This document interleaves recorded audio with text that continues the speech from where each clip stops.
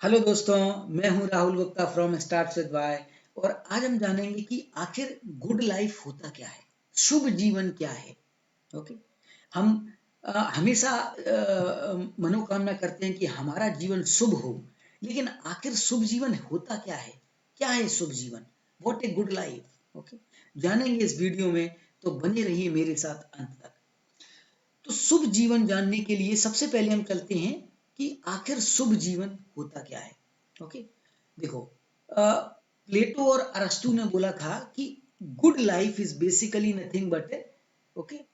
तो जो गॉड हमको बताता है व्हाट इज गुड लाइफ, तो इसके बहुत सारे पहलू हैं। ओके, तो हम जानेंगे कि आखिर पहले इसके दो पक्षों में हम बात करेंगे। पहला पक्ष रहेगा कि आखिर अभी तक हमारे जो विचारक रहे हैं, फिलोसोफर्स रहे हैं, जिन्होंने की बहुत स्टडी किया है कि आखिर शुभ जीवन कैसा होना चाहिए, मैं थोड़ा उनके बारे में प्रकाश डालूंगा। फिर अपन बात करेंगे कि आखिर कौन सा जीवन शुभ होना चाहिए। ओके, तो दो पक्षों में इसके बारे में अपन बात करेंगे।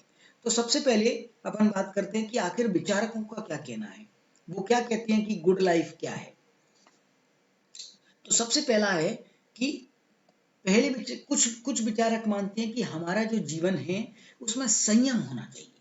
ओके, संयम मतलब जैसे कि बुद्ध, ओके, जो बुद्ध थे, उनका उनका मानना था कि हमारे जीवन में संयम होना चाहिए। संयम का क्या मतलब है? ओके, और इवन जैन धर्म भी मानता है कि हमारे जीवन में संयम होना चाहिए।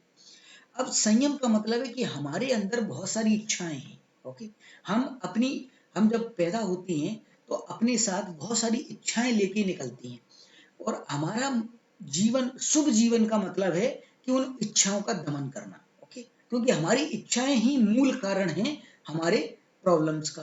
तो अगर हम किसी तरीके से इच्छाओं का दमन करना शुरू कर दें, ओके, वो चीजें सीख लें कि कैसे दमन कर सकती हैं, तो हम एक अच्छा जीवन जी सकते हैं। कुछ विचारकों का ऐसा मानना है। उस विचारकों में एक तो बुद्ध जी हैं, और सबसे ज्यादा अगर कठोर चीजों की बात करें तो जैन धर्म सबसे कठोर है, जो कि मानता है कि हमको अपनी इच्छाओं का दमन कर देना चाहिए और संयम से जीवन को जीना चाहिए। ओके, और इस चीजों में एक बहुत ही स्टोइक का जो फाउंडर था जीनो, ओके, उसने क्या किया कि अपनी इच्छाओं का दमन करने के लिए जब वो पैदा हुआ तो 20 साल तक, ओके, 20 साल तक उन्होंने एक पत्थर की नाव बनाई। ओके, और उस पत्थर की नाव में रहने लगा। ओके, और जिससे कि मेरी अंदर इच्छाएं निकल के ही ना आए, मैं इसी में रहूंगा। ओके, तो कुछ लोग कुछ विचारक मानते हैं कि हमारे शुभ जीवन और अच्छी जिंदगी वही है जिसमें हम इच्छाओं का दमन कर सकें और संयम से रह सकें। ओके, वो एक पक्ष है। कुछ विचारक मानते हैं कि शुभ जीवन का मतलब होता है भोग का जीवन। ओके, भोग का जीवन का क्या मतलब है? जैसे कि इसमें है, सबसे पहले चीजें हैं चारवाक। ओके, तो हमारे इंडिया में 9 फिलोसोफर रहे। ओके, चारवाक उनमें से एक थे। अब सही में उन्होंने जो चारवाकों ने बताया वो सही में उन्होंने ही कहा था या नहीं, ये हमको तथ्य मिलते नहीं है। करेक्ट, जो हमको तथ्य मिलते हैं जो कि उनके चेले चपाटों ने या फिर उनके आलोचकों ने जो तथ्य लिखे हैं वो हमको मिलते हैं। लेकिन ठीक है, उन्होंने जो भी लिखा है हम उसको मान के चलते हैं कि आखिर उन्होंने क्या कहा था। तो उन्होंने कहा था यावत् जीव सुखम जीवते ऋत्वम कृत्वा घृतं पिबेतम भस्मीभूतस्य देहस्य पुनरागमन कुतः। करेक्ट, समझ में नहीं आया? ओके, तो हनी सिंह को याद कर लो। करेक्ट, यावत् जीव सुखम जीवित, कि जब तक तुम जीवन रह रहे हो, जब तक तुम जीवन जी रहे हो, केवल भोग का जीवन जियो। ओके, इनका मानना था। ओके, ऋतम कृत्वा घृत पिबेतम, करेक्ट, ऋण ले लेके घी पियो। करेक्ट, लोन पे ले लेके घी पियो आराम से। जीवन जीने का क्या मतलब है कि आराम से भोग करो। ओके, और ऋण पे ले लेके, ओके, लोन पे ले लेके घी पियो। भस्मीभूतस्य देहस्य, कि एक बार ये जिंदगी चली गई, ओके, तो फिर वापस नहीं आने वाली। तो इसको समझने के लिए क्या, हनी सिंह को याद करो। कैसे कि कि 4 बज गए लेकिन पार्टी अभी बाकी है। करेक्ट कि हम तो आराम से बिल्कुल मस्ती कर करके मजे करो दिन भर। ओके, दिन भर मजे करो, फिर 4 दिन की जिंदगी पता नहीं फिर कब आएगी, इसलिए मजे कर लो, ऐश कर लो। तो ये बेसिकली, अब यहाँ पर जो घी जो कहना चाह रहे थे वो एक्चुअल में घी नहीं, उसका मतलब ही कुछ और था, और कुछ समय बाद उन्होंने घी को स्पेसिफाई स्पष्ट भी कर दिया। उन्होंने बोला पीत्वा पीत्वा पुनः पीत्वा यावत पतति भूतले, कि पियो पियो, इतना पियो कि जब तक जमीन पर ना गिर जाओ। ओके, तो ये बेसिकली चारवाकों का मानना था कि हमको जीवन में क्या करना चाहिए, बिल्कुल विलासी जीवन। ओके, बिल्कुल डले रहो आराम से। ओके, बिल्कुल भोग करो, ये खाओ पियो ऐश करो, करें, पता नहीं फिर कल हो ना हो। तो चारवाक लोगों का ये मानना था। अब इन्हीं का एक और भाई था, ओके, जो कि कुंभ के मेले में बिछड़ गया था, ग्रीक फिलोसोफर था जिसका नाम था Aristippus. Okay, same concept Greek philosophy में भी दिया गया था कि हमारा जो जीवन है, ओके, उसमें वो एक छोटा सा जीवन है, उसमें आराम से मजे करो। ओके, बिल्कुल विलासी जीवन जियो, अच्छे से जियो। तो एक कुछ विचारकों का मानना था कि शुभ जीवन ये होना चाहिए। ओके, तो अब हम चलते हैं कि हमारे पास दो कॉन्सेप्ट हो गए कि पहला संयम से जीना चाहिए, कुछ विचारकों का मानना था वो एक शुभ जीवन होता है। दूसरा था कि हमें भोग का जीवन जीना चाहिए। ओके, तीसरे विचारकों का मानना है कि हमको संतुलन का जीवन जीना चाहिए। ओके, संतुलन का जीवन, तेनम व्यक्तिन भुजी था। ओके, इसमें भी जो विचारक थे उनका वो थे प्लेटो, अरस्तु, सुकरात। ओके, और इसमें बहुत सारे भी ऐड कर सकते हो, जैसे हीगल था, जेएस मिल थे। इनका मानना था कि हमारा जो शुभ जीवन का मतलब है वो संतुलन का जीवन है। ओके, हमको संयोग भी करना चाहिए और भोग भी करना चाहिए। ओके, ऐसा नहीं है कि किसी एक्सट्रीम पर चले जाओ, संयम की एक्सट्रीम पर चले जाओ, भोग की एक्सट्रीम पर चले जाओ। हमको संतुलन करके अपने जीवन को जीना चाहिए, वही एक शुभ जीवन है। ओके, अब क्वेश्चन करते हैं कि आखिर इसका क्या मतलब है। अब जनरली हमारे जब हम बात करते हैं कि हम जब भी हम गुड लाइफ के बारे में बात करते हैं, हमारे दिमाग में आता है भोग का जीवन।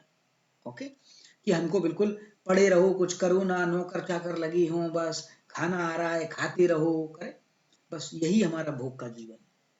अब क्वेश्चन ये आता है कि अगर ये भोग का जीवन सही है, तो इसमें देखो, जैसे कि हमको महात्मा गांधी ने बताया कि ये पृथ्वी सारे लोगों की जो इच्छाएं हैं उनको कभी पूरा नहीं कर सकती, आवश्यकताओं को पूरा कर सकती है।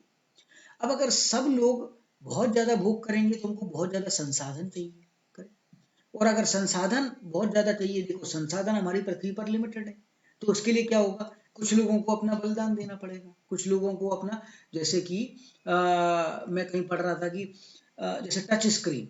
ओके, टच स्क्रीन को बनाने के लिए जो मटेरियल चाहिए वो किसी एक अफ्रीका की जगह पर मिलता है। अब टच स्क्रीन के लिए लोग पागल हैं, तो उसको एक्सट्रैक्ट करने के लिए अर्थ से कितने लोगों को वहां से खानों में काम करके निकालना पड़ेगा, उसमें कुछ लोग मरेंगे भी। ओके, इसका मतलब उस एक चीज को पाने के लिए जो कि लोग चाहते हैं, काफी लोगों को अपना बलिदान देना पड़ रहा है। तो अगर हम ज्यादा भोग करेंगे तो ज्यादा संसाधनों का उपयोग करेंगे, ज्यादा संसाधनों का उपयोग करेंगे तो अर्थ पर संसाधन लिमिटेड है, तो कुछ समय बाद क्या होगा कि हमारे पास संसाधन बचेंगे ही नहीं, और हम अपने बच्चों को, अपने छोटे छोटे और आगे पीढ़ियों को कुछ नहीं दे पाएंगे। ओके, हमारा जो संसार है वो बेसिकली, और दुनिया है, ये खत्म हो जाएगी। तो भोग करने का एक सबसे बड़ा ड्रॉबैक ये है। ओके, और दूसरा ड्रॉबैक क्या है कि अगर हम भोग करते रहेंगे तो हम एक सेल्फिश टाइप के आदमी बन जाएंगे। क्यों? क्योंकि भोग में क्या रहता है, हम अपने बारे में बहुत ज्यादा सोचते हैं कि मेरे को ये करना है, मेरे को वो करना है, मेरे को ये मिलना चाहिए, मेरे को वो मिलना चाहिए, ठीक है ना। और इससे आदमी बिल्कुल सेल्फिशनेस की तरफ बढ़ता जाता है।